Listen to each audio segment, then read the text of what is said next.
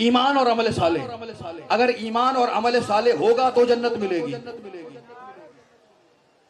ईमान उस वक्त तक मुकम्मल नहीं हो सकता जब तक कुल्ले ईमान पर ईमान ना आ जाए।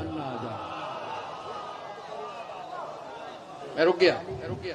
ईमान उस वक्त तक मुकम्मल नहीं हो सकता जब तक कुल्ले ईमान पर ईमान ना जाए, और अमल उस वक्त तक सालेह नहीं हो सकता जब तक अमल में मोहब्बत खैरुल अमल ना आ जाए।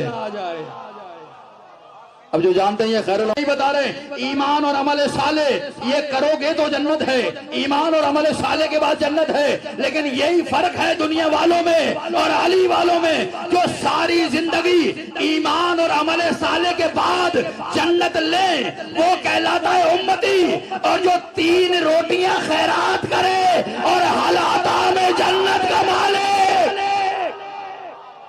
जो सारी जिंदगी जन्नत की तलब में सरगर्दा रहे, काम करो ताकि जन्नत, काम करो ताकि जन्नत, काम करो ताकि जन्नत, सारी जिंदगी जन्नत की तलब में रहे, वो कहलाता है उम्मत का इमाम।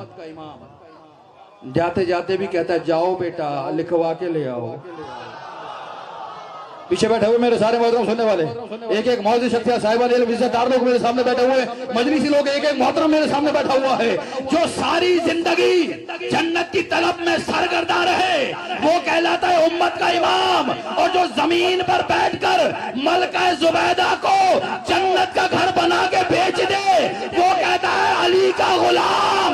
तो जब उम्मत के इमामों का मुकाबला अली के गुलामों से नहीं हो सकता तो किसी गुलाम ज़ादे का मुकाबला हुसैन इब्न अली से कैसे? अल्लाह हुसैन है का बादशाह हुसैन